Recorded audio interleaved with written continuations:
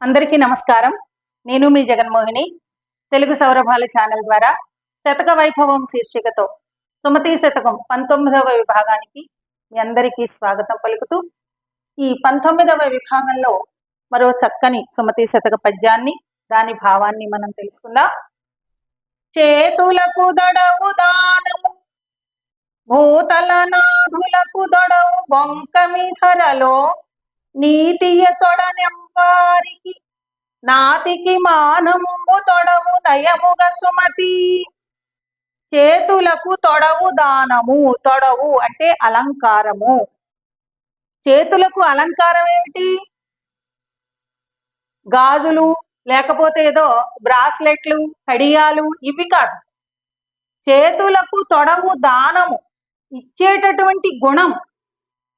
ఆయన చేతులు చాలా పుణ్యం చేసుకున్నాయండి, ఎవ్వరు అడిగినా ఏది లేదనకుండా ఇస్తాడు అంటారు. అంటే చేతులకు అలంకారం ఏమిటనమాట? దానం చేయడం. నీకున్న దాన్ని ఇతరులకి ఇవ్వగలిగే శక్తి నీ చేతులకి సంపాదించుకోగలిగితే అదే చేతులకి అలంకారం. చేతులకు తొడవు దానము, భూతల నాథులకు దొడవు బొంకమి ధరలో. భూతల నాథుడు, భూతలము అంటే భూమి, భూమికి నాథుడు అంటే పరిపాలించేవాడు రాజు. రాజులకు అలంకారం ఏమిటి? బొంకమి ధరలో.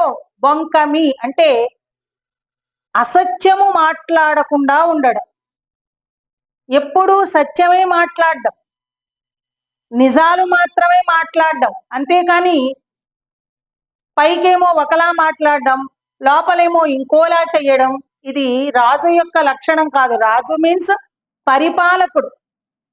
పరిపాలించేవాడు ఏం చెప్పాలి? సత్యవాక్యమే మాట్లాడాలి, ధర్మబద్ధమైన పాలనను అందించగలగాలి. అదే అలంకారం. లేకపోతే అందరూ తిట్టుకుంటారు. చేత రాజులకు అలంకారం ఏమిటిట? రాజులు అంటే ఆ కాలంలో కాబట్టి రాజరిక పాలన. ప్రజాస్వామ్యమైన రాజరిక వ్యవస్థ అయినా ఎప్పుడు కూడా పాలకుడికి ఉండవలసింది అసత్యం మాట్లాడకుండా ఉండడం. ఈవేళ మనం సోషల్ మీడియాలో చూస్తున్నాం, తెల్లారి లేస్తే వాగ్దానాలు చేసే వాళ్ళు ఎక్కువైపోయారు, ఆచరించే వాళ్ళు తక్కువైపోయారు. ఇది కాదు. పాలన అంటే ఏమిటి? నువ్వు ఏదైతే చెప్తావో దాన్ని చెయ్యగలిగి ఉండాలి. చెయ్యగలిగింది, సాధ్యమైనది మాత్రమే చెప్పగలగాలి. ఇది సత్యవాక్ పాలన. ఎందుకంటే ప్రజలు ఎప్పుడు కూడా పాలకుల్ని అనుసరిస్తారు.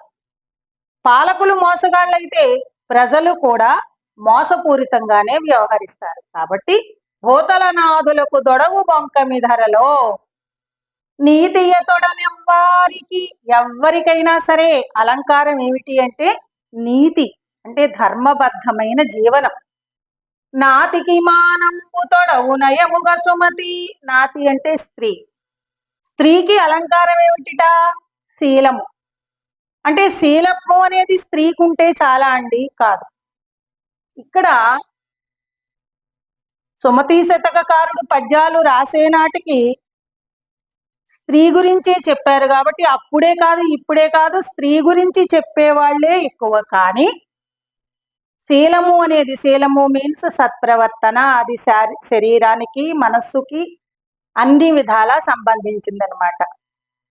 అటువంటి స్త్రీకైనా పురుషుడికైనా శీల సంపదే అలంకారము అని ఈ పద్యం ద్వారా మనకి బద్దెన గారు తెలియజేస్తున్నారనమాట. విన్నందుకు మీ అందరికీ ధన్యవాదాలు.